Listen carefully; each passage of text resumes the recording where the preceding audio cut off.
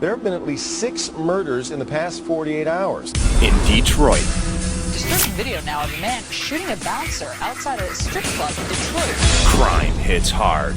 A rash of murders has Detroit police and residents on alert today. He said the budget is not going to allow for more police, so police need the community to help to continue the overall decrease in crime. One company hits back harder. Tired of waiting for police and sick of crime, some frustrated local homeowners and businesses are turning to a new kind of security.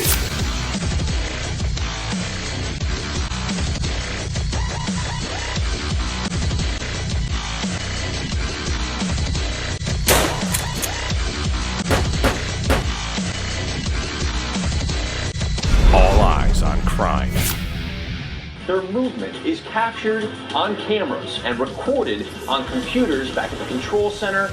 Within minutes, this intruder has company. Missions. The father, who is a drug dealer from Yemen, currently at the home. Our objective is to reunite the 2-year-old daughter with the mother, who was taken from Arizona against the mother's will.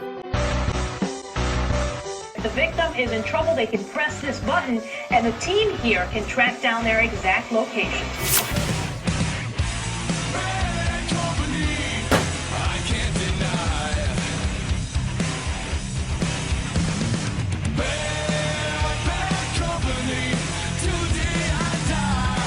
Life and death, hang in the balance until the day I die. Putting their lives on the line to save others. VIPERS, Detroit.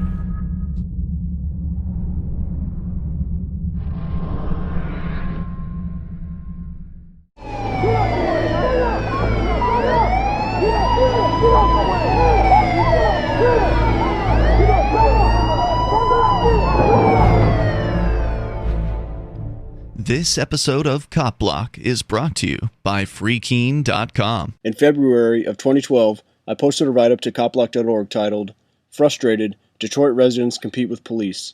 Included in the story was a picture of Dale Brown, founder of the Threat Management Center.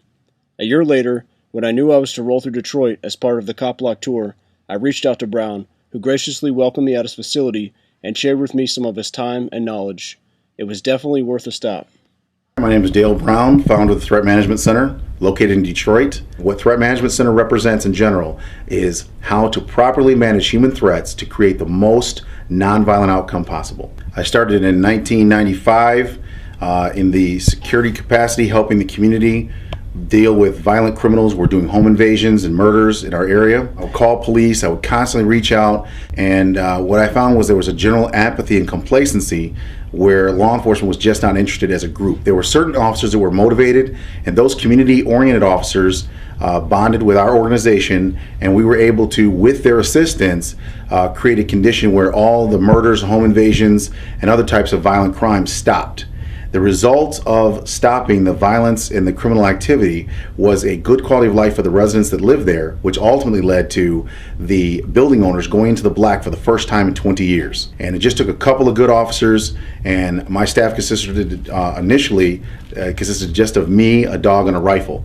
And then it just grew from there. I just got volunteers from the community to help out. I got the building owners to give me one free apartment in each building and a small financial stipend. It didn't take much money, but it took lots of self-sacrifice. The key was to put the protection of the families before my own, and to think about one thing, which was good quality of life for the people there. And the way to do that was to use not the legal system to prosecute people, but to prevent the conditions which could lead to violent encounters. And that includes having heroic law enforcement officers out there putting themselves at risk, not thinking about themselves, not thinking about getting home to their families safely at night, but thinking about the citizens getting home to their families first and foremost. We need that kind of policing. The kind of policing we have right now typically is an officer thinking about their own safety, and that's what they're taught. That false thought process means they can't truly protect anyone appropriately. The cornerstone for protection is love, not violence, not guns, not laws. You cannot and you will not truly protect anything that you do not love. But if you love something, love someone, love people, you can protect them, and it starts with yourself. Having people that love themselves, love their family members, love their community, love people in general. Those are the people that can protect the best, because they will put themselves at risk for others, and that is the key. That level of intention and dedication is the key to stopping violent predatory behavior. You want these predators to realize there is no way they're going to achieve violence perpetrated against families or the people that are there, because when the violent predator sees them, they're going to realize this person is dedicated to the safety there, and they're going to back down.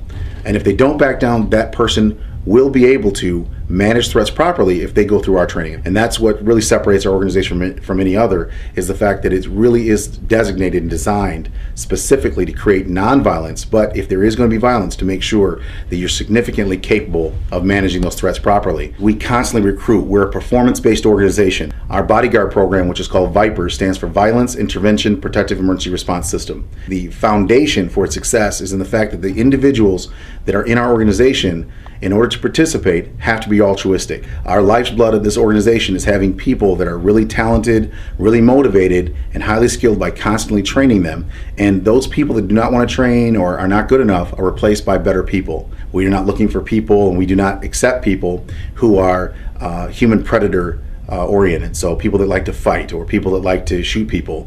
A lot of times guys come back from the military organizations, and I have to be careful, because we're not looking for the kind of mindset that says, you know what, it's okay to use violence as long as you can legally explain it. We're looking for people that don't want to use violence under any conditions. What we emphasize is 100 ways in a situation which would normally be fatal force oriented, 100 ways to not have a violent or fatal incident take place. We perform 24 hours a day, 7 days a week.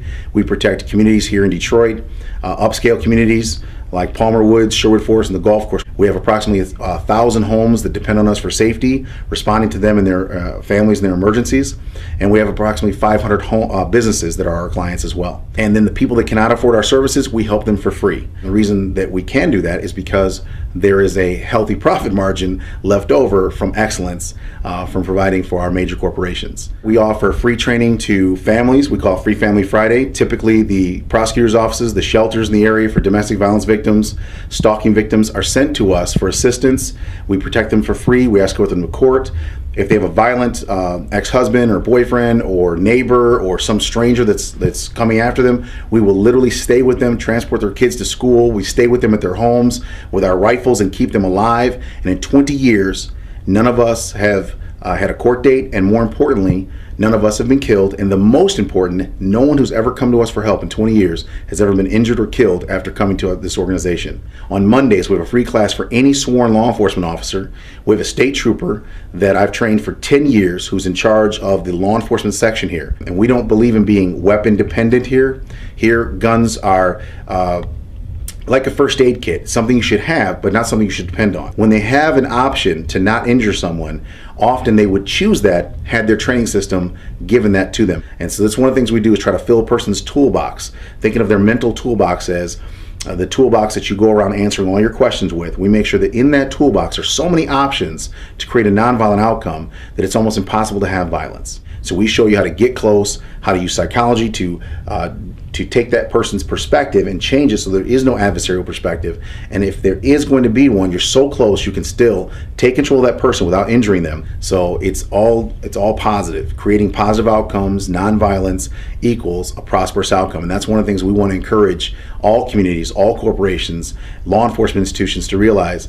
It is focusing on the prevention of the conditions which leads to violence, which is the key to creating a safe, successful society.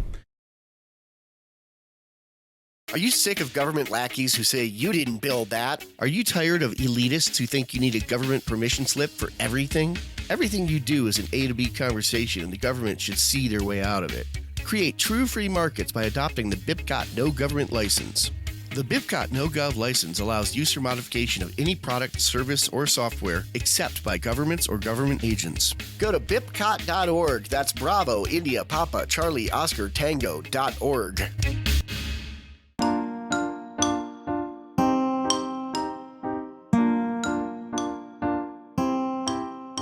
Hello, everybody, and welcome to Peaceful Anarchism on the Voluntary Virtues Network on theseedsofliberty.com and theconsciousresistance.com. Peaceful anarchism is covered by the BIPCOT no government license. This allows for reuse by anyone except for governments and the agents thereof. You can find out more information about that at bipcot.org in the description. So today I'm delighted to have Dale Brown, who's coming in from Detroit, Michigan. He is with the VIPERS Threat Management Center. Website is threatmanagementcenter.com. And on Twitter, it's at Threat Managers. So Facebook is Vipers Threat Management Center, and then you can also find him on his personal page, Dale Brown, on Facebook. And we'll talk about how he got into the whole private security defense field, what got him into that, as well as what Viper stands for and what his organization is all about. Because I think a lot of people will be interested to find out just how profitable peace and prosperity can be. I think you guys do a great job of that. So Dale, thanks a lot for coming on the show. Thank you. Thanks for having me.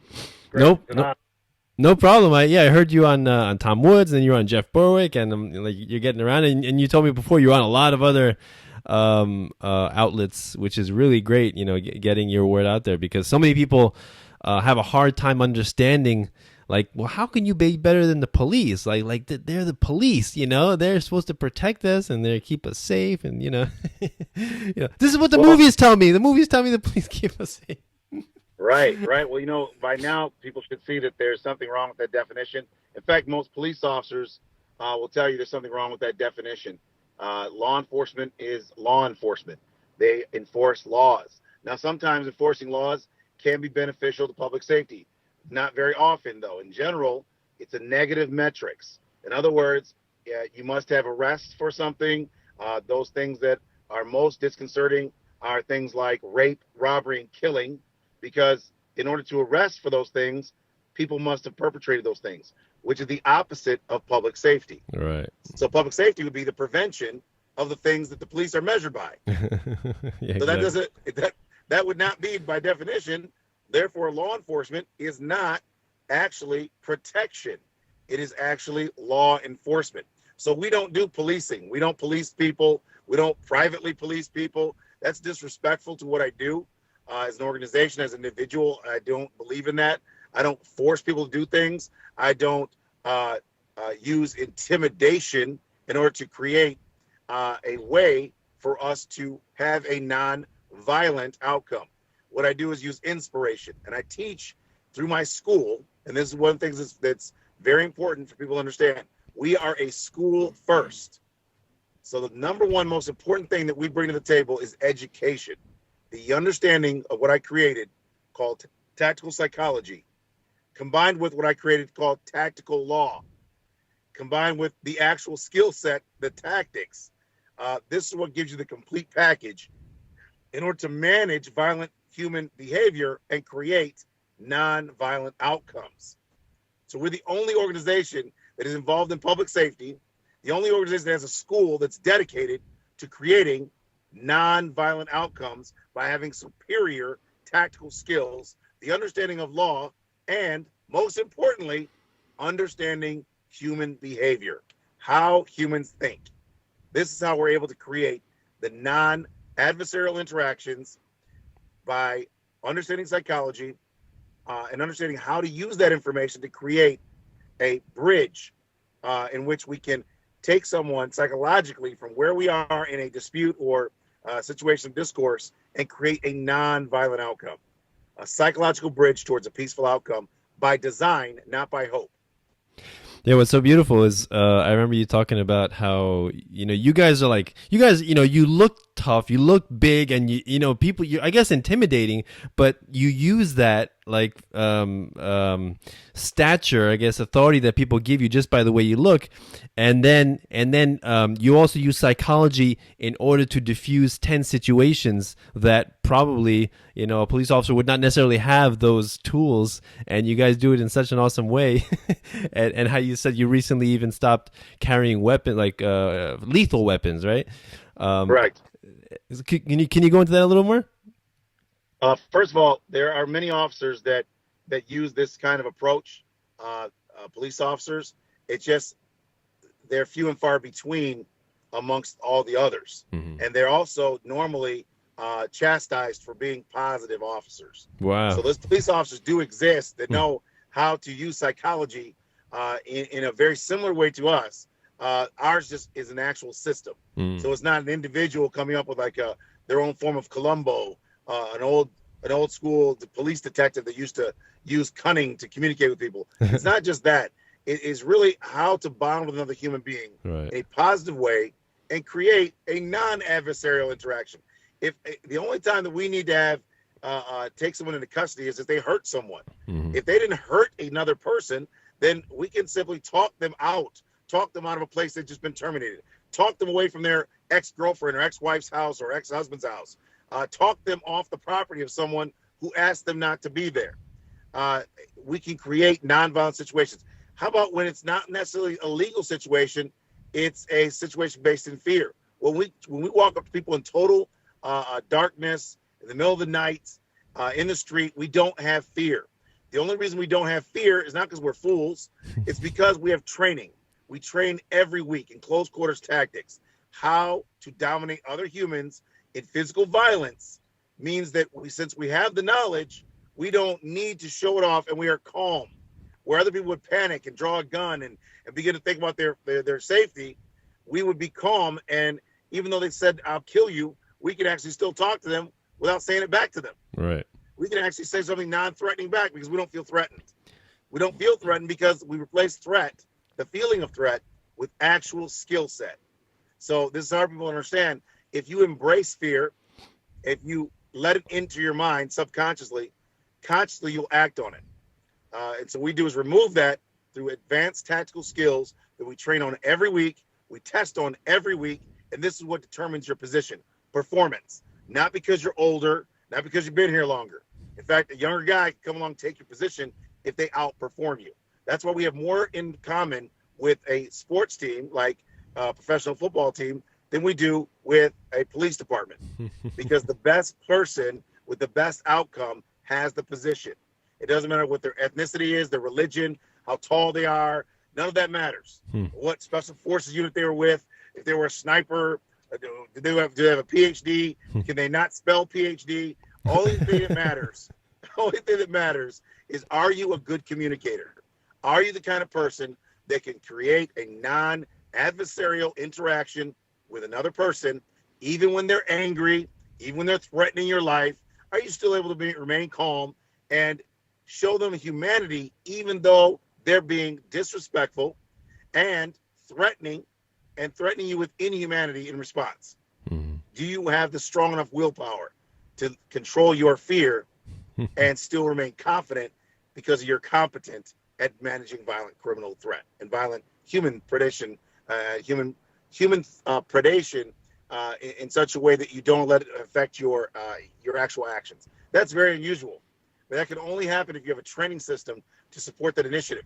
That's why no matter what anybody tells you, they can't do the right thing when it comes to violence, because once you are in a position that you believe your life is in danger, you are now going to revert to a primal instinctive response.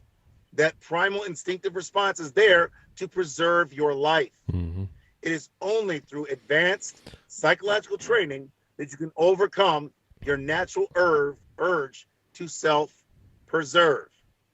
We all have a natural urge to self-preserve. That's how we're wired as humans, so we don't do dumb things, get ourselves killed. That fear causes a response, and that response is usually fight or flight. We remove that through actual skill set development, through having training, understanding of how to read body language properly. And this is how you gain your confidence. It's through actual competence. And now, so you even though a normal person would feel fear because the guy's standing in front of you and he's on drugs or he's high, he's drunk, and he's got a weapon, he's talking about killing you or killing someone else, you're going to close the gap. You're going to talk to him positively. You're going to stand next to him, not in front of him. Not in front of him. You're going to get elbow control. Stand next to him and talk to him and let him know how many ways you support his argument. No matter how stupid the argument is. His argument could be that all blacks are animal monkeys. Right. I will run right next to him. I will get right next to him, and I will agree with him, and I'll talk about monkeys. We're going to walk together out of this building. Wow. And when we're done, we're going to shake hands or hug and, leave each other without any issue. Wow. And then he'll probably be walking away going, hey, was that guy black? I think he was African-American. I was an African-American guy I was talking to. You couldn't even tell. Right. He was so nice. We agreed on so many things. I barely. He's just a tan. He must just be tan Mexican Italian. That's what it was. Tan Italian. He couldn't have been black. Yeah, he can't be because I said monkey. And he was agreeing with me. At the end of the day, you have to separate yourself psychologically from the task. The task is to create nonviolence. Everything else is failure. So if you have to yell at someone, if you have to put your hands on them for any reason, if you have to use a weapon of any kind, if you have to hurt them in any way, you are a failure.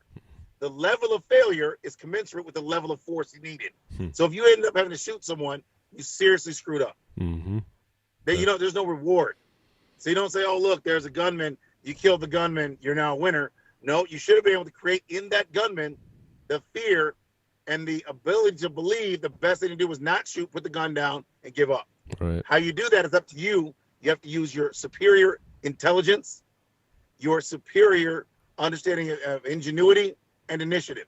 So it's intellect, ingenuity, and initiative that are 3 I's, the most important things to what we're looking for in terms of a person on our staff. And as an organization, what we do is through our constant training and developing of confidence based on your competence, we focus on the evolution. So you actually enjoy learning. If you don't learn, we have a saying, you're either learning or you're leaving. You cannot hang out with us. We're not a gang. Right. You cannot worship me. You have no esprit de corps. In other words, you do not worship the group. You can only think about one thing, and that's the outcomes. That's a true value. That's the value to humanity. That's the value to clients. If I tell the clients, oh, you spent $1 million with us, and we really tried, but we failed, but we'll do better in the future, we're done. We're done here. So what we have to focus on is creating the outcome. So when cigarette companies hired me, it didn't matter I don't like cigarettes. What matters is people should be able to go to work without being hijacked, without being stabbed, without being taken hostage. So local law enforcement, the state police, the ATF got involved, and they couldn't stop this $250 million company from experiencing these robberies. So I was contacted.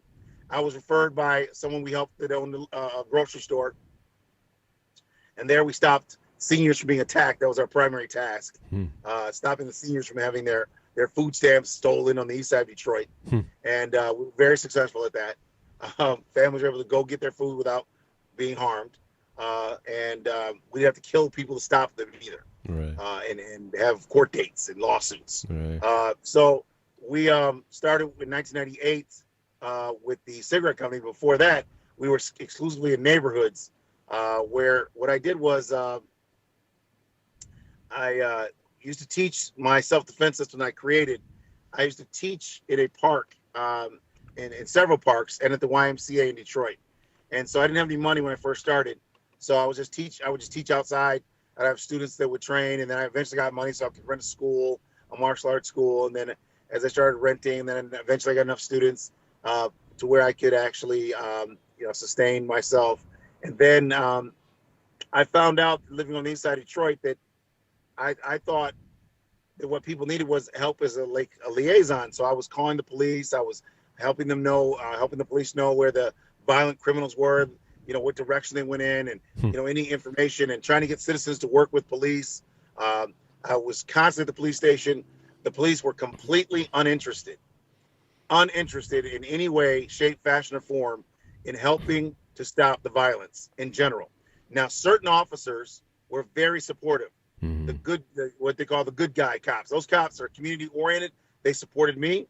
They supported the organization, and they stopped any bad cops from interfering with us. And there were some bad cops that were trying to interfere. The good cops, they blocked and they stopped them.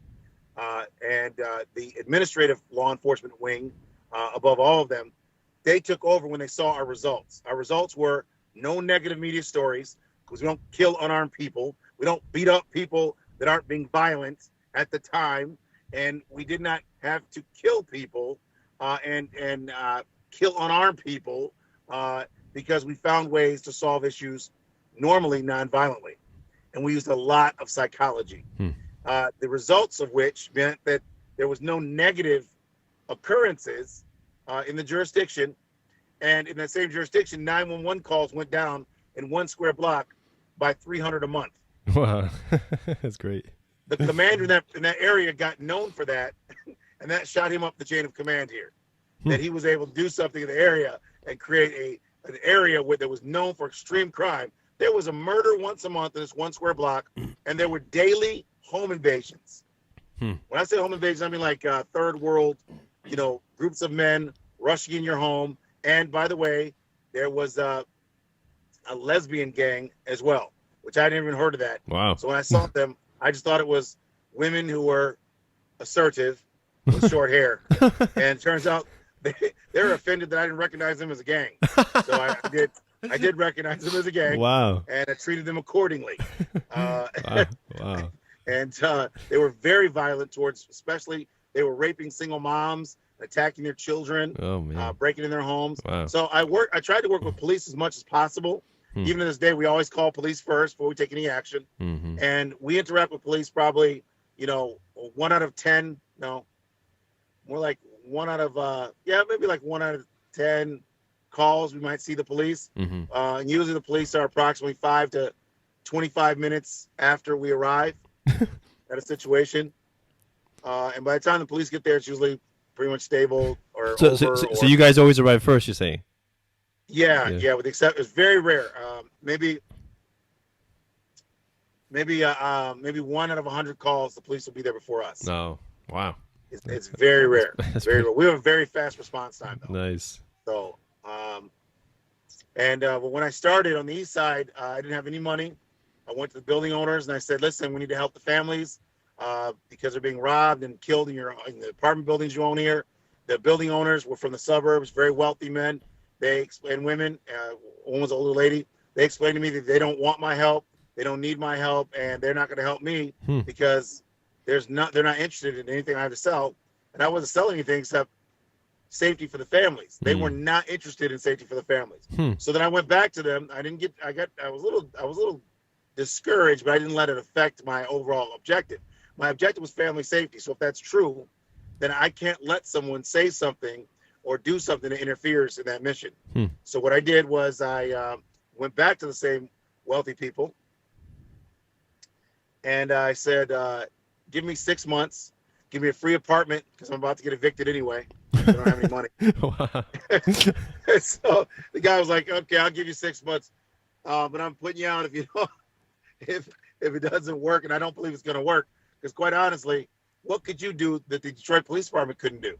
Yeah. I mean, how's that possible? Right. You're one guy and a dog and a rifle. What's that? Oh, so that was just that was just you at that time. Yeah, it was just me, a dog and a rifle. Wow. Poverty. Wow. My friends were poverty and poverty. Wow. And, so I told him, I said, well, I will do my, I don't know. I was really thinking like, I don't know what one person could do, honestly. But I saw it in the movies. I saw movies. Charles Bronson, some old school movies. I saw him. Clint Eastwood, Walking Tall, Billy Jack. These are movies you need to go see. So you can understand why I thought some homework for the audience. Okay. Right. Homework for the audience. So I thought this could work because I watched those movies. Now, once I encountered real bloodshed, and because I grew up in Ann Arbor, a college town, Ann Arbor, Michigan, home of University of Michigan, I really had no idea that the police were not interested in prevention of crimes. They were interested in prosecution of crimes. Right. So when I was talking about was prevention, they were like, "What do you mean go there now? They didn't do anything. No one's dead yet." No one's dead yet. If you come over here now, there won't be anyone dead. They're like, "Yeah, exactly." That's the point. How dumb are you, sir? If you keep calling us, we'll keep coming around. We can't catch anyone. And I was like, that's kind of the point. That's kind of the point. like, doesn't it say protect and serve on your cars? Like, they are, man. Their idea is protect and serve by prosecuting people. Right. Period. Okay. After the person dies. Yeah. Can you imagine them showing up like, hey, when's the last time you heard of an award for police called "You have the least number of arrests award"? Right. We noticed your department has the lowest number of arrests. Good job. Right. When did you ever hear about that? Exactly. Your department wrote the least number of tickets. You guys are awesome. You know what I mean? No one ever said that, and they don't get rewards for that. They get rewards for negative metrics. Right. So when we talk about police, we got to remember policing is not public safety. Mm-hmm. Okay. Mm-hmm. And so I get offended when people go, you guys are like really good because you guys are like private police. Absolutely not. You can't call me and say, my neighbor's making loud music, go make him stop. Right. Police can. What I do is I'll go over there and talk to them and say, listen, hey guys, or, man, whatever. Your neighbor's got, children trying to sleep. Would you mind turning it down for your neighbors? Mm-hmm. And if they mind and they're like, no, we're going to have a party anyway. There's nothing I'm going to do. Right. I'm not going to write them a ticket. Right. I'm not going to go beat them up. Right. I did my part. When, hey, you live next to a noisy neighbor. Yeah. You have a choice to move. Right. I hope you don't. And then, we'll try to talk to them. But we're not going to force them to turn their music down. I'm not going to beat them up at their party. I'm not going to attack them. And I'm not calling the police more than once because we have to call because we're hired. So in that case where it's volunteer, I don't have to call the police. Mm-hmm. For situations that are misdemeanors. Mm-hmm. We do call police for every felony violent situation first. So before we approach any situation, we call 911 so that legally no one can ever say we were usurping authority. We only take action when there's exigent circumstances. So there's never a time when someone said you guys were being vigilantes, ever. You are forbidden to move unless there is exigent circumstances where we can't call. We always call. And when we interact with people, we video record everything. Mm-hmm. And if it's an embarrassing recording, oh well. We don't lie about it and say, oh no, that video's lying. Right. No, that's not what I said. So you're saying you don't confiscate people's phones and destroy them on the spot? Absolutely not. Not even if I work for Justin Bieber. Wow. I was overseas with 50 Cent. Okay, that was a while ago. Really? So, and I was a bodyguard for a guy named Fabulous. Uh-huh. That was a while ago. Wow. Anyway, the bodyguards got arrested and jailed. They worked for 50 Cent because they attacked people for their phones. But first, they got beat up in Paris. Because African people do not want you touching their phones. Right. And they move in a group of 30 or something. So they're grabbing phones. They got beat up and they got arrested for stealing phones. Yeah. You can't touch people's phones. Native Americans are against their images being taken. I understand. However, unless you're on the reservation, your image can be taken. Right.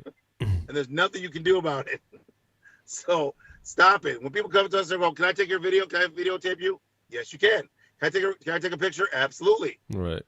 And so my guys, the way I train my staff is, I'll say to them, I go, what do you say when someone says that? Some guys will go, oh, I would say no, because, we're on duty. You can't record us. I said, really? I said, so what do you do if they start recording? You say, stop, turn it off. So what about when paparazzi record stars? Do you think that Kanye West gave permission? Yeah. Okay, maybe he did. But the point is, not really. You can't do that. So people are surprised with it. Like I even have guys, when we're recording them, they'll go, oh, you're recording me? Yes, sir. I don't want to. I don't consent to recording. That's okay. I wish I didn't have to record you. But unfortunately, we're talking to each other. Right. So I'm going to record everything so I can show what I said to you and what you said to me. Let's just both be very professional in how we talk to each other. Mm-hmm. Okay? And they're like, well, I'm going to record you back. And I go, absolutely record me too. Yes. Right. Let's record each other. Let's have a recording war. And so all we're going to do is record each other doing everything we're supposed to. And we're going to record each other being very, very polite and positive. Right. And next thing you know, nothing violent happens.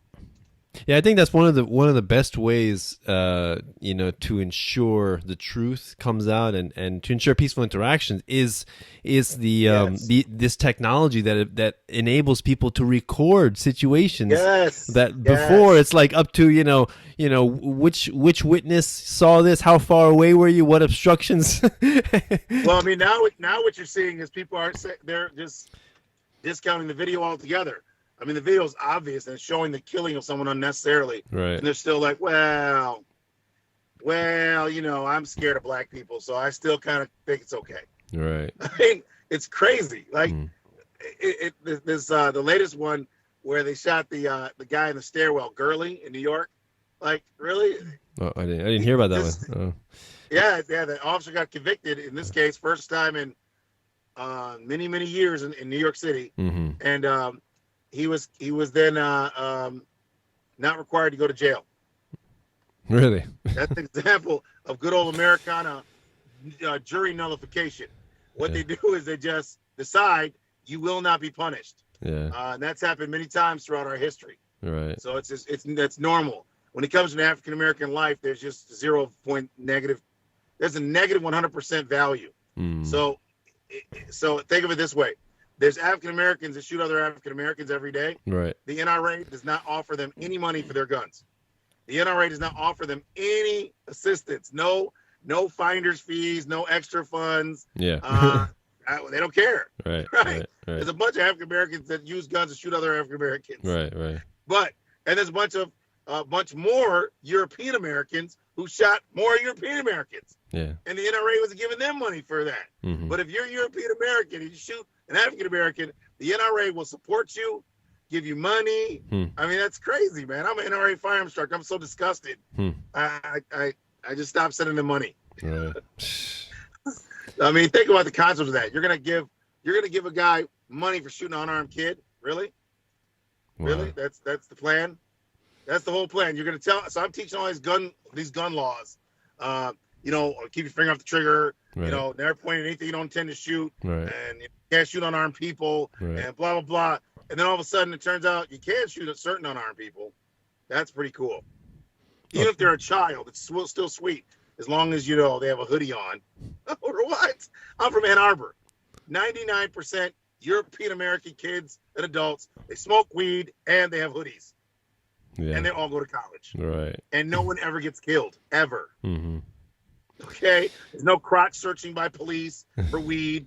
And every year they have a hash bash in Ann Arbor where thousands of kids, adults, smoke weed and walk around without getting arrested by the police. Mm-hmm. Every year since 1960. Right. So I grew up in Ann Arbor and I came to Detroit and they act like a joint is like the end of the world. I just left a meeting here in Detroit. They're up in arms, not about the liquor stores, which there's like 10,000 liquor stores next to 20,000 churches. They're not worried about that. They're worried about medicinal marijuana. Right. Right? They're very worried about this. It's very serious. Like, why don't you, if you could I just left the meeting right now. They are so excited about blocking marijuana. So they're going to go to the bar tonight and have some liquor. That's how excited they are. Is this like the local city government that you're talking about? Yeah, city government. Yep, here in Detroit. Yeah. I just left a meeting with one of our upscale communities that we protect. Okay. And it was a big board meeting, and it held me up. That's why I ended up late with you. It's supposed to be over at like 7. Oh, okay. And they ended up going to like 8 something. I was terrible. I was in hell. Oh. As I had to listen to why marijuana is horrible. Oh shoot! You're talking to somebody. It's of the evil. It's evil. It's evil. Dr. Evil. Yeah. Has invented marijuana. Right. So I'm in this meeting, and I'm like, do you have any idea how many people I've choked on weed? How many people I've had to take down, smoke weed, and ecstasy? Let's see, that would be 0. Right. In 20 years, we used to do raves. There'd be 4,000 kids. Yeah. Right? 5,000 kids and not one fight. Right. You know why? Because MDMA was used to treat PTSD during Vietnam. what they call ecstasy. Right. And marijuana, really, if you want to drop the crime rate, all you do is make prisoners smoke weed, and the crime rate will drop like 90%. Even violent criminals will just get the munchies, sleep, and forget, and make a lot of plans they do not care. They do not carry out. All the guys I know that smoke weed have great plans, and those plans are standing right now. Right. They're standing by. They have great plans. The hypothesis, the theories, the speculation is all there. They're very intelligent, but all the guys I know smoke too much weed. These guys cannot follow through with anything. So, but the one thing they never do is crime. You know why? Because they don't get around to it. You just relax. Come on, everything is good with the world. Right. Their only problem is overbreeding. But, right. They're afflicted by the overbreeding issue. Right. Apparently, pretty girls like weed, so that's an issue. Some ugly guys have weed, so it helps them. Right. Nice. Calms down the nerves. This is a very important security-related matter for public safety. The weed is allowing ugly men access to pretty women. We need to address that issue. Oh man. Yeah, then you compare the people who die from alcohol-related illness or properly prescribed prescription medication, FDA approved prescription, which is all legal, The person, the nicest lawyer, surgeon in the world drinking alcohol becomes a violent menace, and that's legal. Right. It's ridiculous, man. Totally ridiculous. So I don't drink or smoke anything. So for me, think about how stupid this sounds. Alcohol's legal. That's okay. But this weed stuff's got to go. It's evil. I'm like, wait a minute. I'm just observer. Okay. I'm saying I never had a problem with someone who smokes weed ever. Yeah, right. Crack included. By the way, I deal with crackheads quite often over my time period here in Detroit, and not just Detroit, because guess what? The majority of crackheads go to work every day. Okay, you can't buy a Bentley as a crack dealer with people on a bicycle stealing car radios. Okay, so let's be clear about who's on crack. People on crack have good jobs to afford the crack. Yeah, and crack does not kill. And how do you know? Because not only do crackheads that ever see, you see them forever unless they get killed by the police. Yeah, or hit by a car or something, right? Right. Otherwise, crack, for some reason, I think it preserves your life. Because I know guys who are crackheads, they will wash a car with spit and a napkin and in sub-zero weather and not complain. Okay? These guys should ride bicycles backwards in the snow. Right. And crack is like, soldiers should have crack so they can just go to war. Because it just apparently makes you tough as I don't know what. Right. But at the end of the day, man, I've never been attacked by a crackhead. I can talk to them. Hey, stop doing that. Please don't do that. No problem, right? Yeah. I could be. We had a doctor that got cut off. True story. Surgeon. They got cut off out in the suburbs. One of our upscale suburbs. We're working an event. This guy is a surgeon near a yacht club, and he just decides that when he got cut off, that he is going to threaten to kill the bartender with bombs. I will blow this place up. I will bomb you. So we didn't call ATF. Right. We didn't have the place surrounded by SWAT team or anything. Right. My guy just went up and said, "Sir, you have to go." And this doctor grabbed his arm and bit a hole in it. Wow. This is a surgeon. Okay. Mad because he was cut off from alcohol. Oh man. Now I have never had that from a crackhead, a cokehead, a weed head, nothing. Wow. Nothing like that. So I've had thousands of people that come from my organization now. Right. Thousands. Right. Approximately 5,000 people have come through my program. We have never been attacked by crackheads or cokeheads or any of that. So what are you trying to say, that what the media portrays is false? No, the media is very accurate, sir. I want to go on record. No, I mean, Osama did it. He was just lying because he was a liar. Osama's a liar. He felt bad at the end, and he didn't say that he did it because Osama is a liar. As we know. Okay. Yeah, I mean, yeah, you're right. Like the way the film industry, like Hollywood movies, yeah, the way they portray drug dealers, weed, and the police. The police are, the selfless, brave, courageous people who throw themselves into harm's way, put themselves second and protect the innocent and all things like that. And Okay, stop there. So police often say this to. And so imagine this: there are good cops that joined, like they saw TV shows, they wanted to do that, right? Then they get in there and they're like, okay, listen, rule number 1, stay safe out there.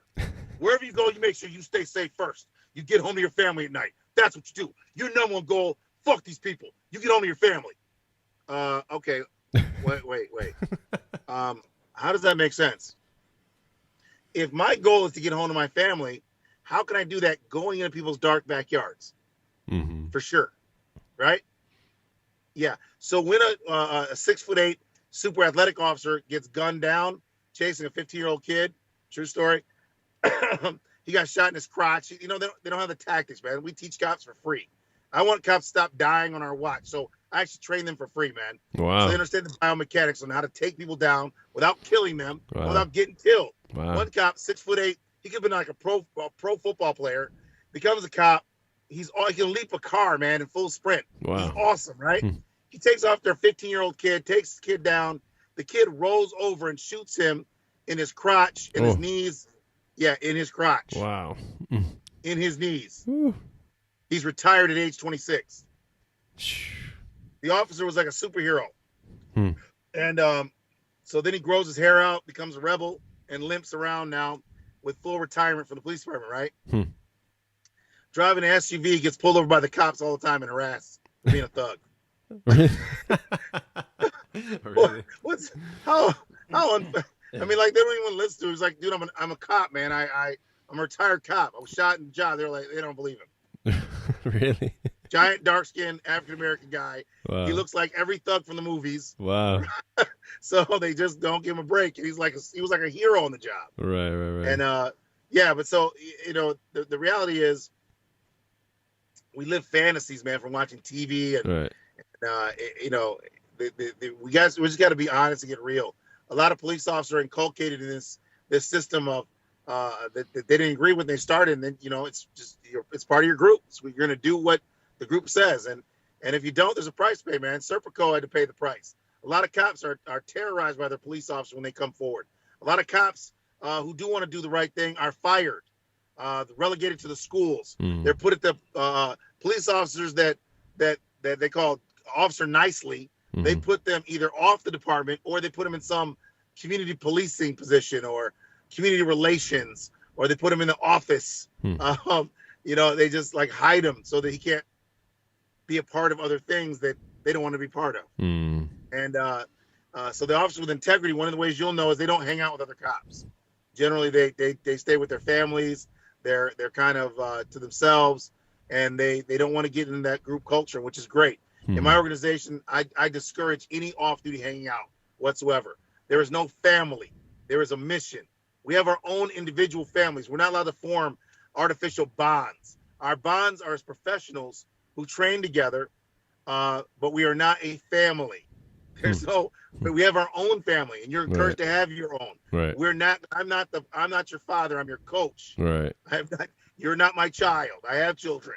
Okay. So, my men up there say we are not the military. We're not the police force. We're not a gang. If you are wearing my uniform, you have a higher level of responsibility and accountability than anyone. One time, a lady said, back in the 90s, she said, one of your men just called me a bitch. I said, really, ma'am? Which one? So, go up. I said, ma'am, right, just show me who he was. So I go up to the guy. I said, this lady, she said you called her a bitch. This guy's from Puerto Rico. He says, hey, she lying. This bitch lying. I never call a bitch a bitch. I never call a bitch a bitch. This bitch lying. I was like, you know what? You're fired right now, ma'am. I apologize. Next time you come back to this event, you get in for free. And that individual, you can see, he's fired right now. Get out. Wow. There's no like, let's have a tribunal. Let's do some nurturing. Let's get some counseling. Here's what you're gonna get. Get the fuck out of my face. Wow. You take my shirt off, my uniform off, Right. and get off my property. Right. You just disrespected someone. This is someone's sister, someone's daughter, someone's mother. Mm-hmm. You disrespect them, it's like disrespecting my sister, my mother, my daughter. Mm-hmm. You understand? Wow. We don't do that. So you should run from me now. Mm-hmm. Wow. You should run from me right now. It is in your best interest. So, wow. Bottom line, man, is accountability and responsibility are one. Right. We have to understand that family, everyone is somebody's family. Mm-hmm. And you should look at every person as though they're a member of your family.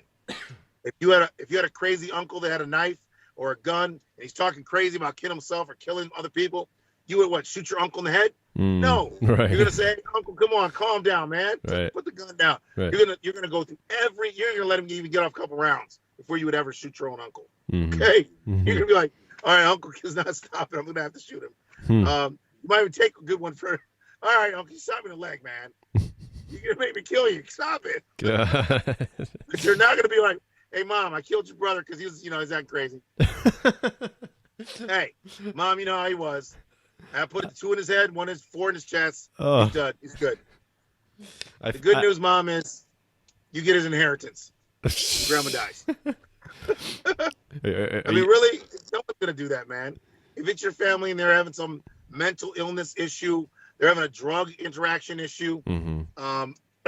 you're gonna be extra loving in your response and stern. You might do a takedown on your uncle, but you're not gonna bash his brains in. Mm-hmm. You're not gonna try to wound him.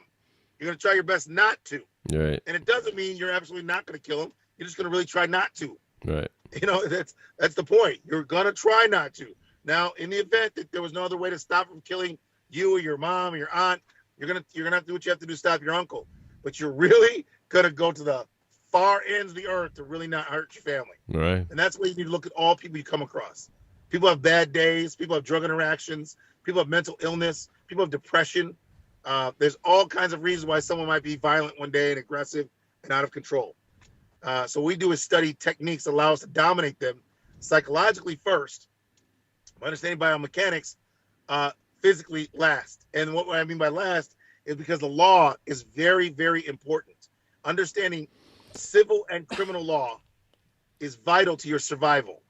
And so we're a survival school first, not a fight school.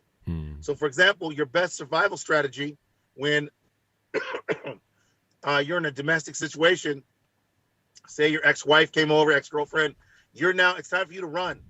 Do you legally have to run? No, you can fight and beat her up if you want to. And you might be able to legally prove that you had to beat her up and blah, blah, blah. That's not in your best interest. What's in your best interest is not be fighting women. Right. So get out of there, run. Mm-hmm. Escape. You'll be fine. She breaks up some stuff, you'll buy some new stuff. But beating up girls and fighting women, just because you can legally is not really in your best interest in any way, liability-wise as well as criminally.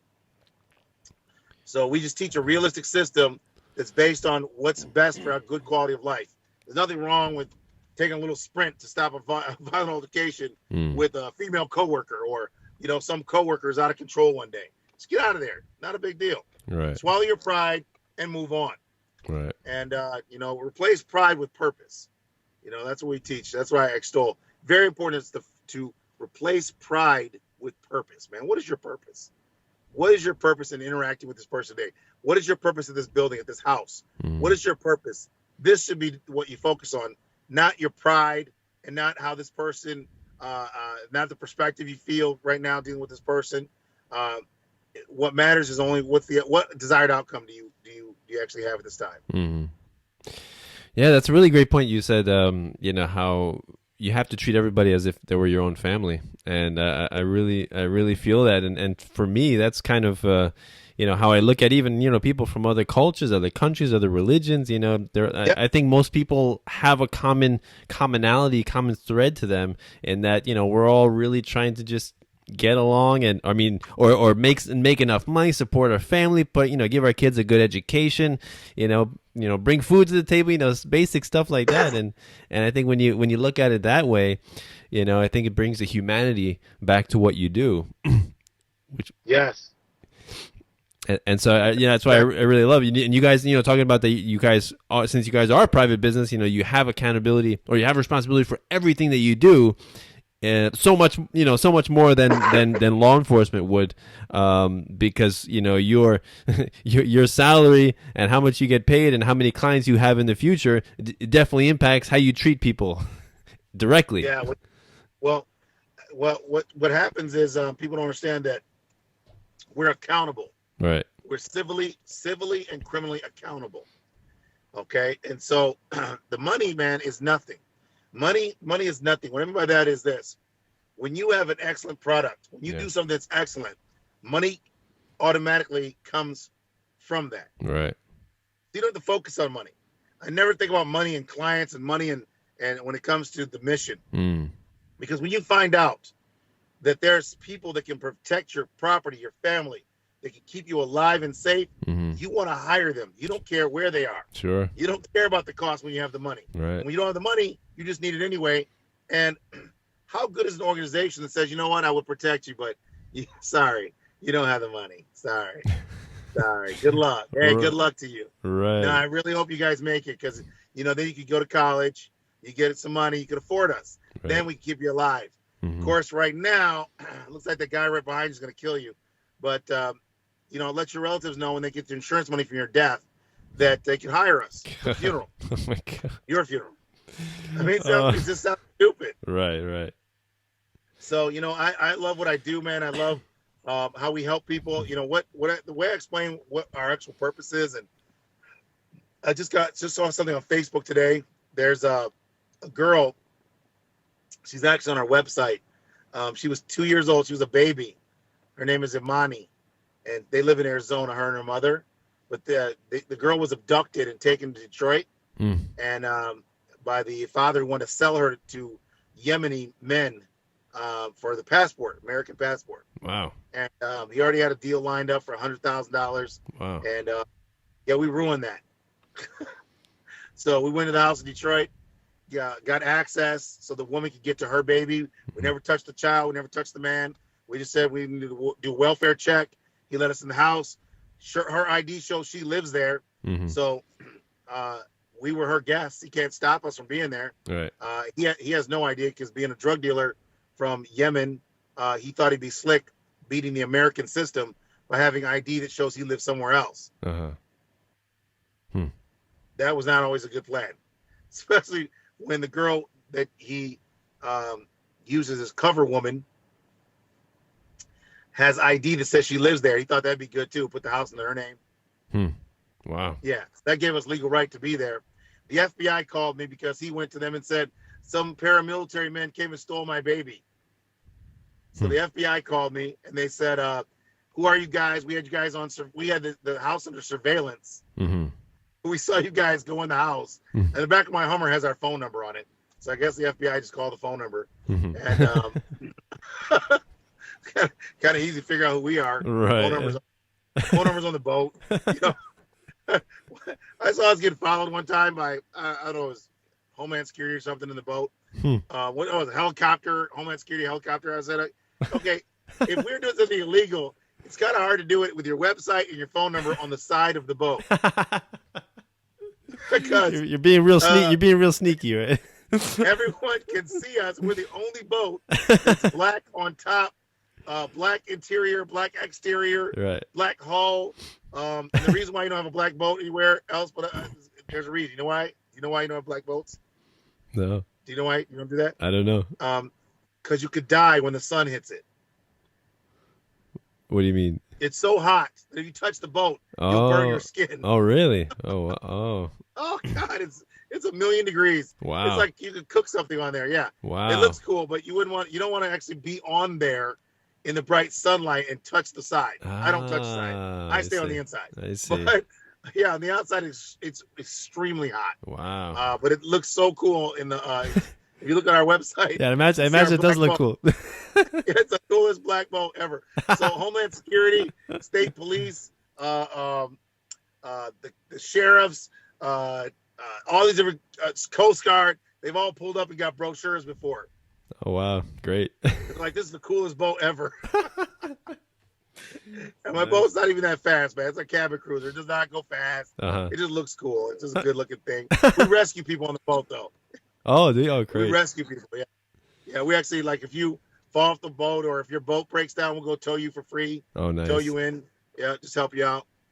I've only had to be towed 3 times. Wow.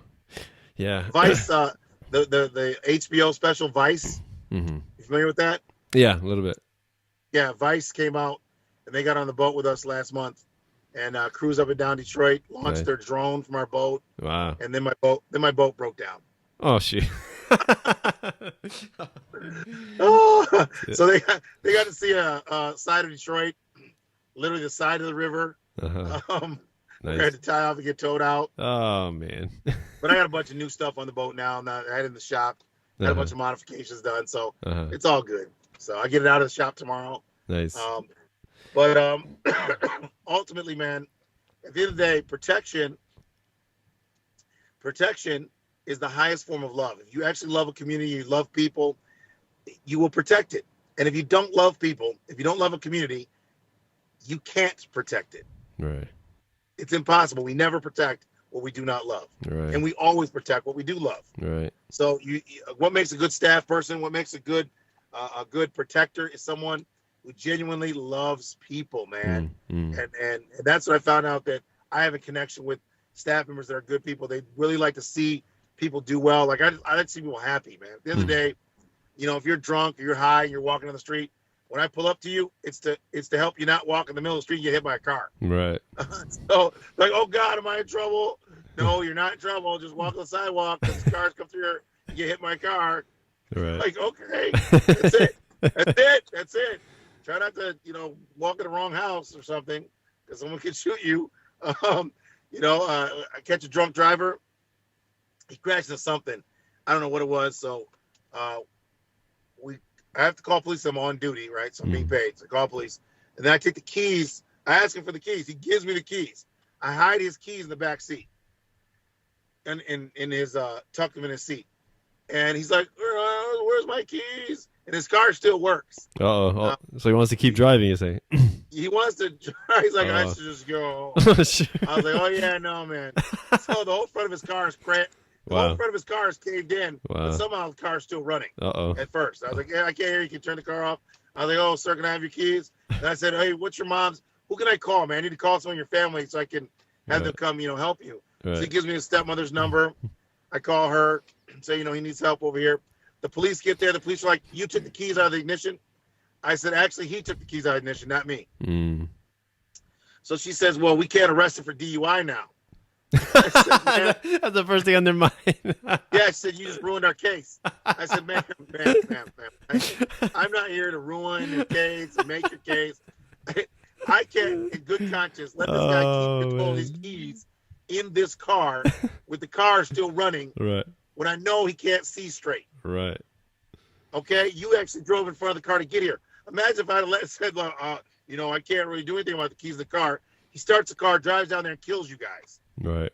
Literally the car, the way they came across his path to get where we are. Right. So theoretically, he could have just driven straight ahead, floored it, and hit them. Now the 2 cops would be dead. Right. So then I guess that would be a case then. But in my book, that would be a case of failure. Right. Failure to manage threat. Exactly. Failure to have public safety. Exactly. So prosecution is proof that you did not prevent predation, which means you had prosecutorial events, which means you had crime. Right. Which means you did not have public safety. Public safety is the absence of prosecution. Prosecution is the proof that you had an absence of public safety. That's nice. I love it when you say how peace and peace or prosperity is actually helps you. Like you say you don't do it for the money. You help businesses, but in helping businesses, they get more prosperous, and then they pay you more. So it's a nice feedback loop. Exactly, and I built it that way. So what I did was I made sure that the rich people get richer, right, and then I convert that into the money I need for my philanthropic programs, helping people for free that can't afford services. Wow. So the point was to help people. I can't do that without money. I don't have government money. I didn't get any stimulus money. Right. I don't have any bank loans. Everything came from sweat equity. Wow. It's all generated. I owe no money. I don't owe anyone. I have no partners. Yeah. When I get paid, I don't have to go dole it out to people. Mm-hmm. You know what I mean? I don't owe a bank. And that's what people understand. Like, you got to be in a situation where you're not in a debtor situation. That's where in traditional business, you get bank loans so high that you're stressed out just trying to function. Right. And I can focus because I don't have those issues. So, and we also pre-bill. We're a prepaid service. Okay. Oh, there's no billing. You pay for what you want. Right. It's called performance payments. You pay for the performance. Right. So often, security guard companies, traditionally, you pay them 90 days net, right? You pay them 90 days after they did the work. That's insane. You pay me 9 minutes before we work, or 90 days before we work. Wow. They're like, so we're going to pay you up front? Absolutely. I've never heard of that. We have now. And let me be clear. You do not call us for a good deal. You can get a good deal. The police are cheaper than us. Right. If you want a good deal, you contact security guard, traditional car companies, or you can hire the cops. You can get a police officer and a car for $45 an hour here. We are $60 an hour for the man. Then for the car and the man, it's $100 an hour. Wow. Right. It's not cheap. Right. $10 for 10 minutes of service. So then $10 a month. So if you only need us for 10 minutes, instead of you having us there for an hour, you can pay $10 and have us there for 10 minutes. That's checking your alarm. That's make sure your employees get in their house. Right. Make sure your kids get out of their house in the morning or into their home. We check anything you need us to verify and protect to make sure that you're safely where you need to go. And most of that just takes 10 minutes or less. So you said that you also have free services for those that can't afford it, like when they call your number or something. Oh yeah. Well, in fact, I just left this meeting. This judge, he was in the prosecutor's office before he was a judge. He said that they really loved our organization because we made it so victims could come to court. Because a lot of times victims are either too scared or have no transportation and scared. We make it so that they don't feel fear. They can actually prosecute the people that beat them, that robbed them, that raped them, that killed them. I'm sorry, not the ones that killed them. Right. I guess in that case, the family. That's true. And we have. So a lot of people don't understand. It's like, why would a family need help if their family was already killed? Well, in real life, when people find out that you want them to go to jail, they get mad and want to kill you too. Right. Even though they just killed your family member. So, and I know it's unfair to want to kill your whole family, but yeah, there's unfair people out here. They're called violent criminals. Right. And they're very unfair. Right. So, so it's totally illogical, right? So a lady needs protection because people are driving by the house, coming to the house, threatening them. They killed her son. They want her to go to court and say that she's not mad or something. She has nothing to do with this. All she's doing is going to court just to see who killed her son. Right. That's it. She has nothing to do with this kid. They're still coming to the house. Strange men in her backyard.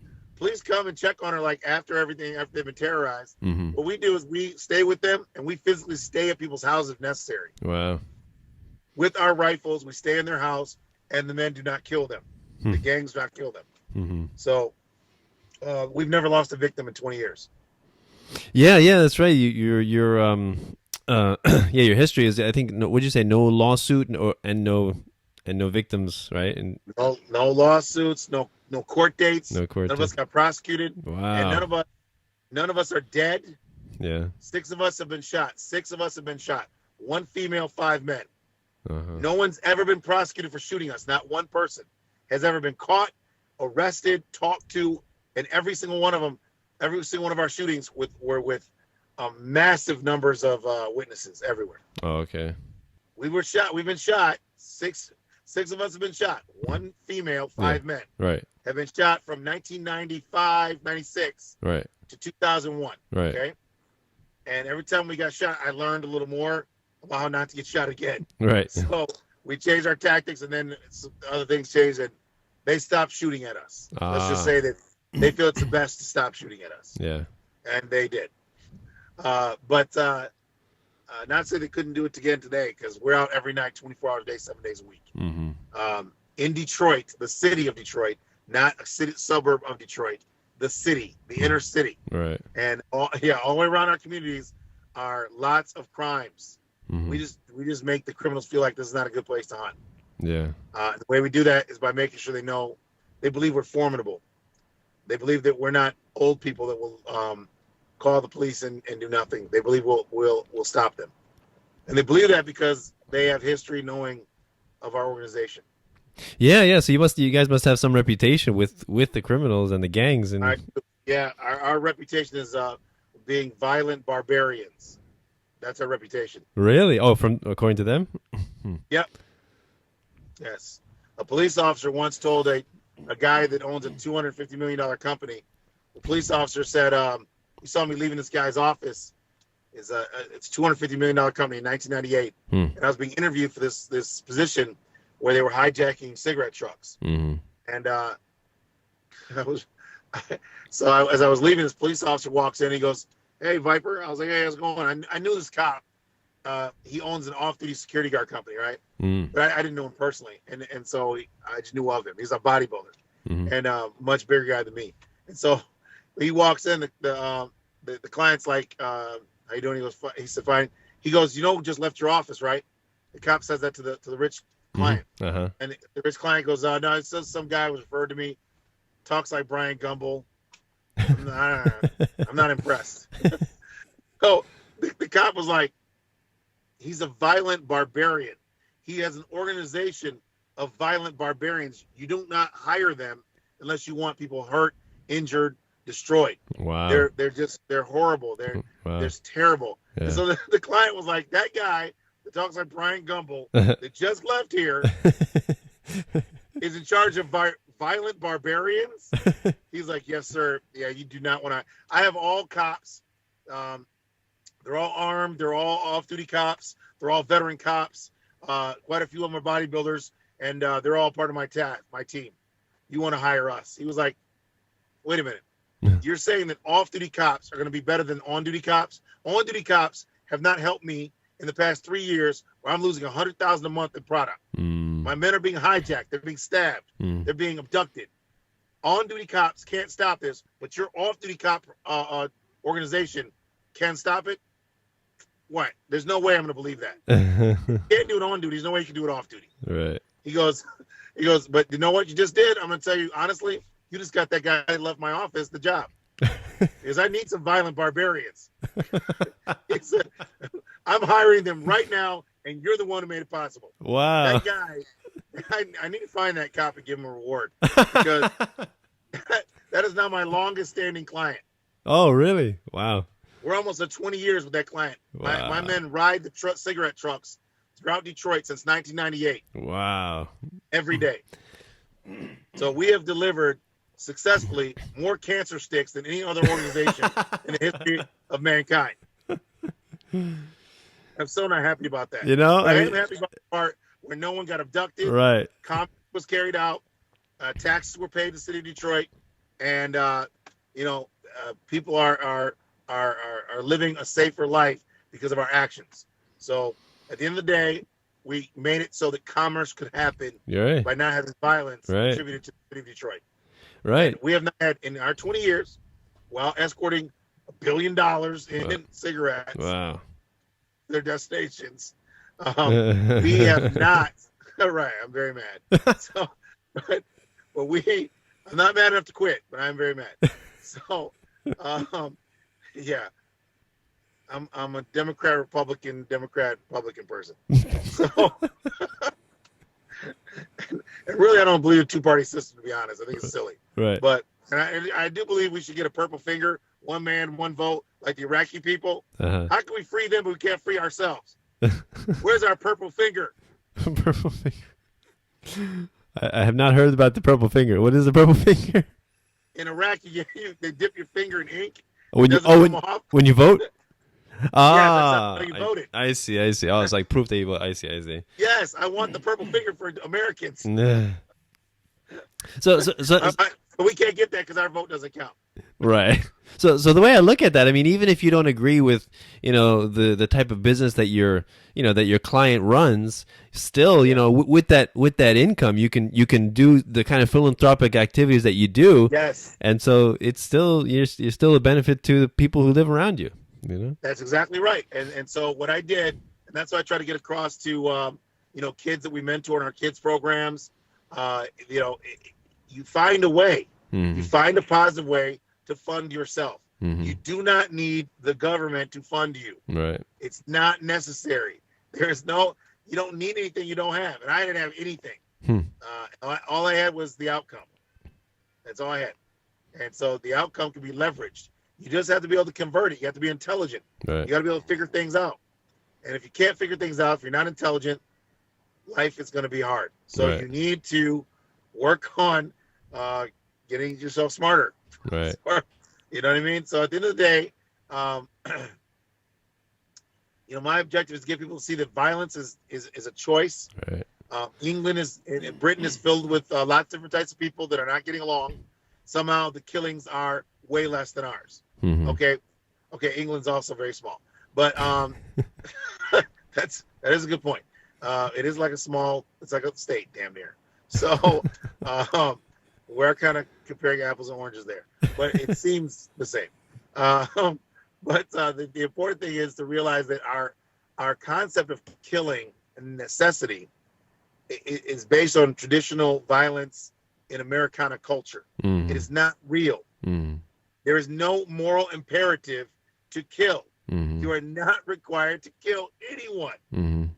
If I killed based on law, I would have killed 30 police officers by now and over 100 citizens. Okay? Right. It's not true. So when I saw people do things that looked funny or furtive gestures, I did not draw down. I did not shoot them. Right. And in quite a few situations, it happened to be police officers that didn't identify themselves or didn't realize something or, broke a rule. Like some officers broke into a building that I was living in because a security guard thought that I broke in. So they broke in to look for a break-in. As an undercover agent? No, it was 10 officers. Oh, there were 10. Coming through my window, and they kicked the window in. So I was gonna mouse hole my wall with my AR. Oh my God! With my steel core ammunition. Uh-oh. When suddenly I hear a clear voice say, "Detroit Police." Right. I immediately put the rifle down, identified myself. Right. And the reason why that was never supposed to happen is there's a rule that when a police officer is, as a rule, no matter what law enforcement officer department you work for, if there is reason to believe there's a break-in, you must see the break-in. You can't go breaking in a building saying, I have reason to believe there's a break-in. Right. They broke in my window. Literally, the window is locked with a latch. Oh my God. Right? Yeah. And they kicked it in. I hear the metal hit so I'm not thinking these are cops. Clearly, police don't break into a place. Right. I mean, this is my school that I had before, and I lived above the school at that time. Mm-hmm. This is about 15 years ago. And so I knew they weren't cops because cops would never do that. Right. So that's why I got my rifle. Like, oh my God, it's 10 men coming to take me out. Right. Gosh. And I could hear the boots coming through my window. Wow. I was like, oh my God, it's a gang. Oh my God. And it turns out it was police officers. Wow. And I thought to myself, is there not a rule against kicking in windows and going in someone's house to see if someone broke in? Would that be weird? Like I don't understand. So I train police officers, and now I've been through a lot of training with them over the years. And it clearly you're not supposed to break in to see if there's a break-in. A little bit of a contradiction there. Right? It's got it. And illegal, right? And illegal. But also it's not smart. Right. Clearly, if you're breaking in, it's not broken in already. Right. Oh, can you imagine? Why'd you break in the bank? We thought there was a bank robbery, so we came in to break into the bank. That doesn't make sense. And then what if you did open fire and you could have said, well, I didn't know there were officers. They broke in, right? Yeah. And then I'd have to open my new office in New Mexico. No, Mexico. Mexico. Actual Mexico, right? So go ahead. So it's because I view the positives that I don't take action and create fatal force outcomes. Right. One guy was reaching in his pocket really fast, and he was yelling something incoherent, and he was saying something aggressive. I don't know. I looked at him as mentally ill, and he started reaching his pocket real fast, huffing and puffing. And I was like, what is this guy doing? Right? Yeah. Now, if I was using fear-based training, this guy would get rammed by my vehicle and or shot.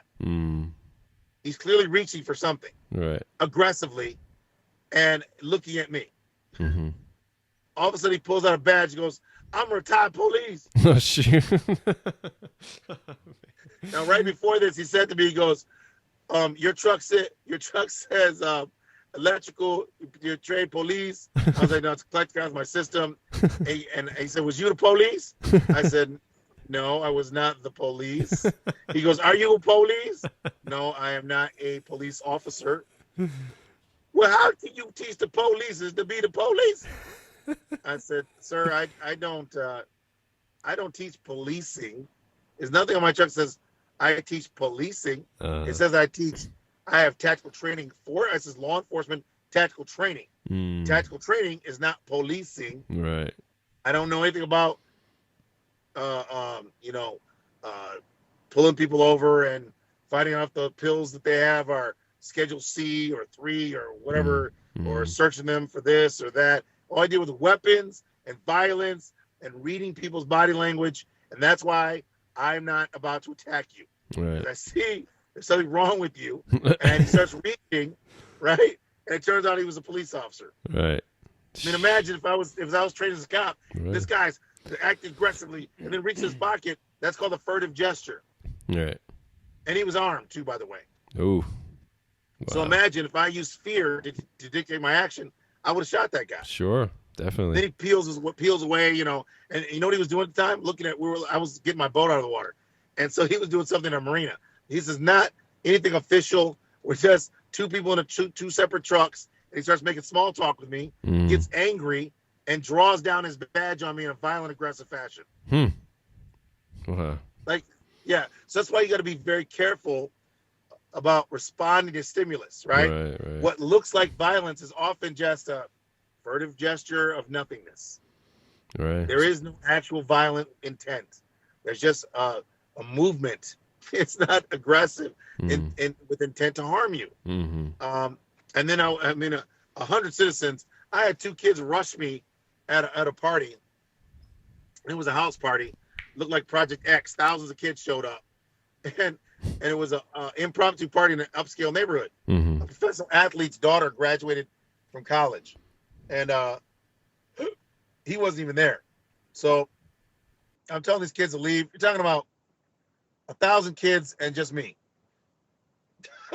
because all my men are somewhere else, and this is not supposed to be a party. We're not supposed to be working there. We're working the community, and I'm by myself at this particular time.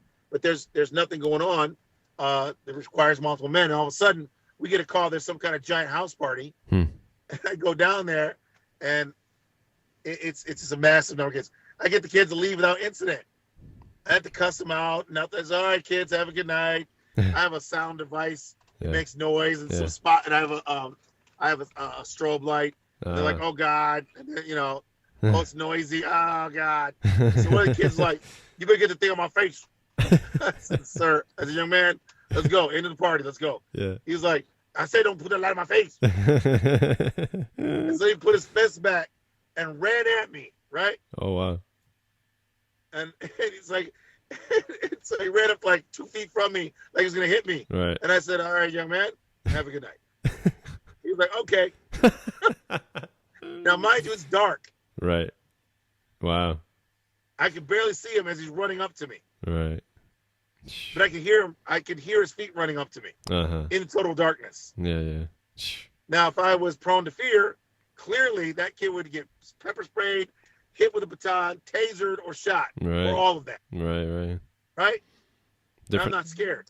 It's a different mindset. Right. So I just grab his elbow. Come on, young man. Have a good night. He's like, okay. I turn around. The other kid's like, oh, you shine light on me? You don't mess with me. And he takes his shirt off. I swear it's like 5 seconds later. So now this kid's like, you shine a light on me again, we're going to have a problem. I was like, young man, I shine a light right on him. Young man, get in the car. Get in the car right now. He was like, I told you, don't put the light on me. And he came to run up on me, right? I grabbed him by his elbow, turned him around. I said, get in this car. Have a good night. He was like, man, don't touch me. Don't touch me. I was like, hey, get in the car. Let's go. Have a good night. His boys were there. I was like, get your boy. Come on, let's go. All right, guys, let's go. Let's go. Have a good night. It's over. Right. It's over, man. Could I have legally beat the shit out of them and attacked them and sprayed them? Yes. Would it have been legally justifiable and legally necessary according to, the fearologists? Right. The killologists. The fearologists would have a field day. Right. Definitely. All I had was some sweaty kids get in the car. I mean, these kids are rushing me, man. Oh my God, they're rushing me. Right. Yeah. It's not that serious, man. I felt it's threatened. Mentality. Right. Yeah. Wow. Awesome. So yeah, I don't want to keep you too long. But please, if people want to reach you and find out more and contact you, what's the best way they can do so? Well, I encourage them to look at threatmanagementcenter.com and also Google us in general. You'll see lots of stories, all good stories. There are no bad stories. And all positive, man, all positive. We train law enforcement for free every Monday at 7 o'clock at our facility here in Detroit. Wow. I train law enforcement instructors to be the instructors for other officers in their departments. And what we specifically teach law enforcement officers how to do is how to dominate threats without injuring people, without hurting them, without shooting them, to not be gun dependent. We show them how to use psychology and biomechanics and something I created called protective proxemics in order to create a non-adversarial interaction. The same thing we use as bodyguards. Then we teach a free class for families called Free Family Friday, every Friday at 7 p.m.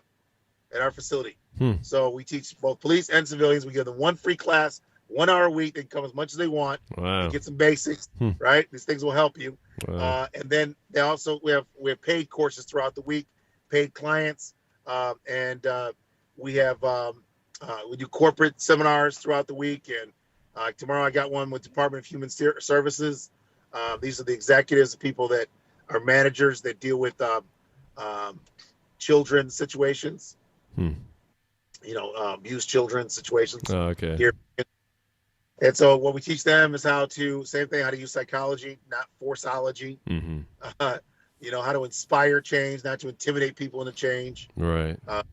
And so how to create a non-violent outcome by design and replace hope with actual skill set.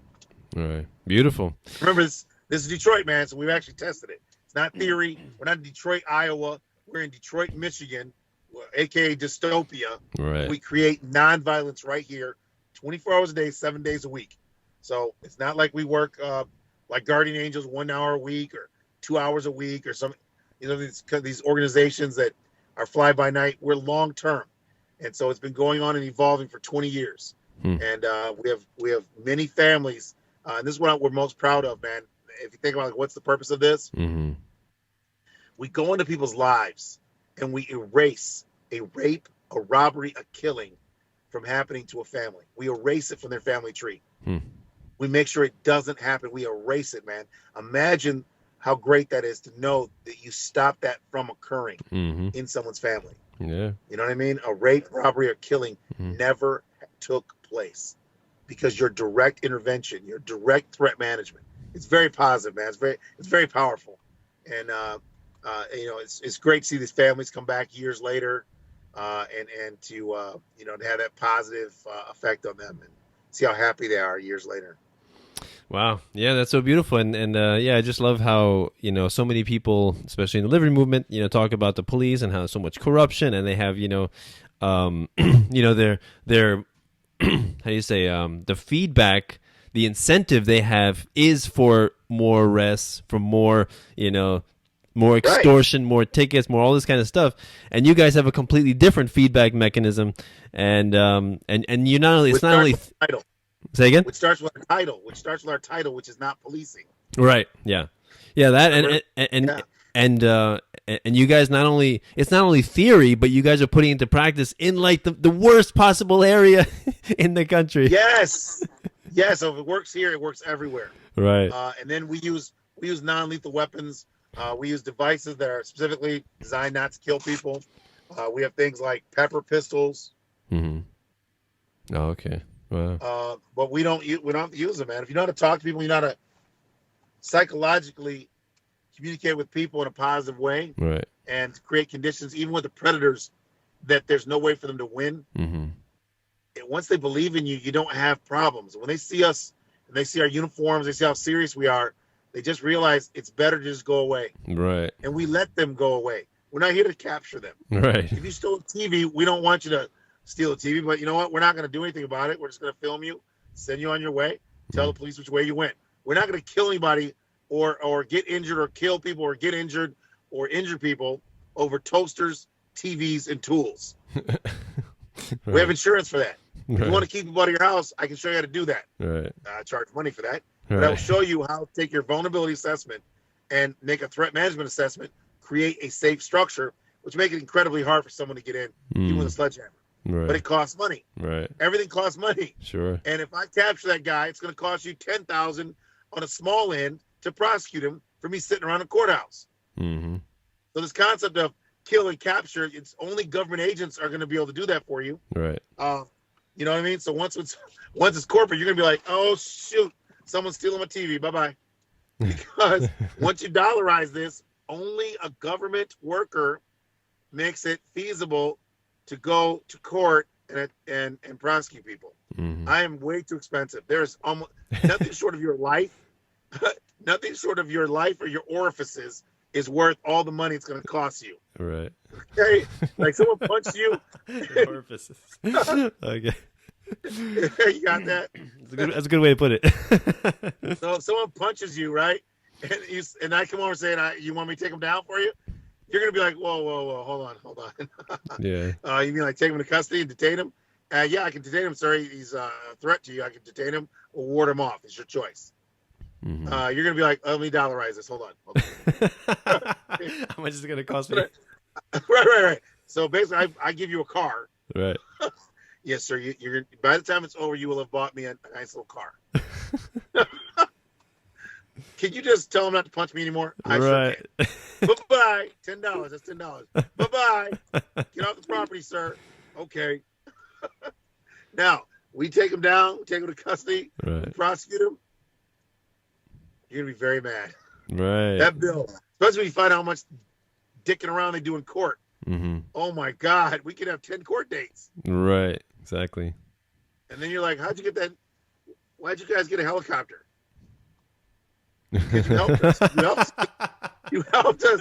You helped us get our new Threatacopter. Yeah, your second boat. What happened? Right, that's your second boat. I should thank you, sir. This one looks even cooler than the first one. Right. I'm going to name this after you, sir.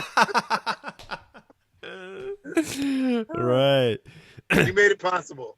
So this whole anti-violence movement thing that I represent also represents prosperity movement. Right. Because without violence, you can make a lot more money. Right. Definitely. So I offer people peace, and from peace, we're able to leverage and create the only outcome there is, and that's positivity. And from that, there is prosperity. So focus on creating a peaceful, positive environment, and automatically it's going to be more prosperous.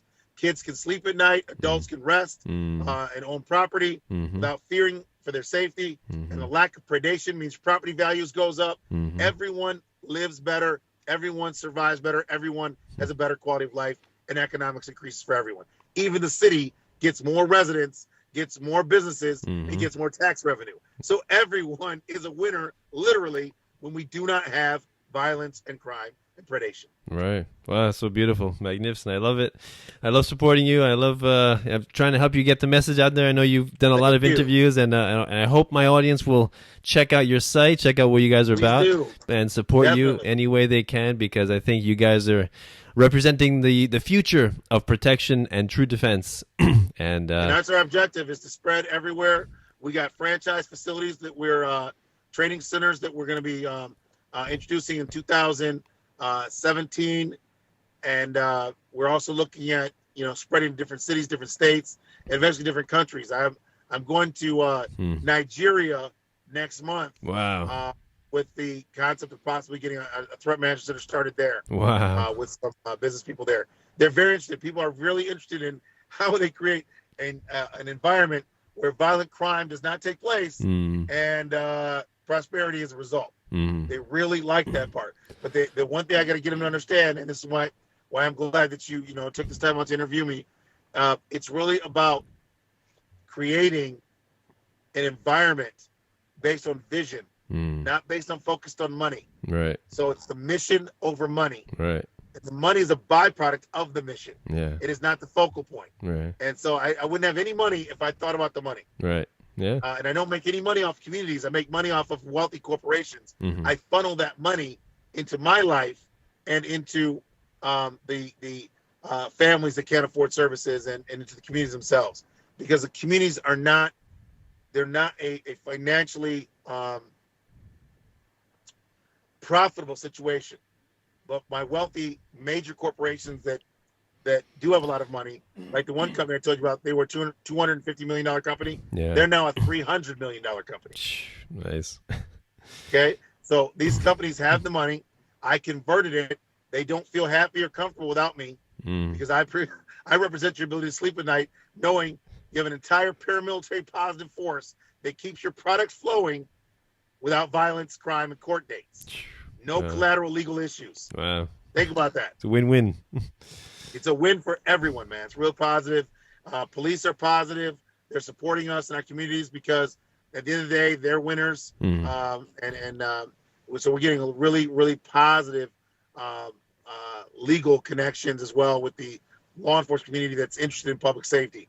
Because there are a lot of officers, good officers that do care about public safety. They're just part of a system that cares about prosecution, which is, where there's always this,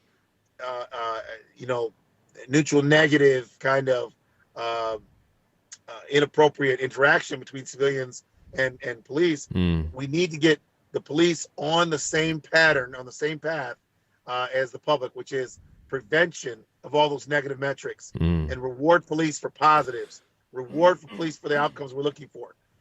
If police had no cars crashed, they get a bonus. If police had no injured people taken into custody, they get a bonus. If police ended up with no killings in a department, they get a bonus. All you do is reward for all the positives, and you'll have them. Right. You change the incentives. Yeah. Yes, and then exchange incentives. Right. And then because that doesn't happen, the lawsuits go down 50%, right. 90% of lawsuits. Right. That's where you get the money from to reward the officers from the lack of lawsuits. Right. You can literally drop down the lawsuits by 50%. And that other 50% is what you use for the actual paying of the cops for the positive outcomes. Yeah, so, that's wonderful. Positive for everyone. You remind me of a quote by Albert Einstein, which is, "Don't worry about making money. Worry about providing value." And I think that's what you guys are doing. Completely, and you guys are very successful. So yeah, awesome. So please, everyone, go to his website, go to the Facebook page, check out what he's about, and support him, because I think we need more people like this, more organizations, and I hope that you do spread, because I think this can have a really, really positive impact on other countries that have major crime rates. Like what, right. Colombia, and countries that are really, really in Colombia and Venezuela. All you do is hire the police, and all of a sudden those banditos that look like police will stop abducting people. Right. Magically. Right. So yeah, awesome. So beautiful. Yeah, great talking with you, Dale. I really appreciate it. Thanks for having me. No problem. So if anybody wants to help me out, you can do so through Patreon, patreon.com/peaceful anarchism. You can also do through Bitcoin or PayPal. Links are below. And also through clicking on my Amazon affiliate links, and you can make your purchases there. And I get a commission at no extra cost to you, and help me interview more fascinating people like Dale here that I love to do, and I would love to do more. And as we were just talking about, we all respond to incentives, right? So I love doing this. I offer these videos for free, but of course, your time is not really free because there's always opportunity costs to doing something else. So monetary compensation is always encouraged and appreciated. So thank you very much, Dale. Wonderful conversation. So this is Peaceful Anarchism on the Voluntary Virtues Network and theconsciousresistance.com and theseedsofliberty.com. Wishing everyone have a wonderful day. Take care. Thank you. Bye. Thank you. Bye-bye. Cell 411 is a free app for Android and iOS that replaces government-controlled 911. Cell 411 allows you to preset a group of friends or private organizations to show up in any emergency. Cell 411 is a nightmare for the state because it proves their so-called services aren't needed. Cell 411 has had thousands of installs, and of course it's covered by the BIPCOT no government license. Cell 411 because your friends won't shoot you when you're in trouble. Without the government, who would build the emergency services? You and Cell 411. Get it today at getcell411.com. That's getcell411.com.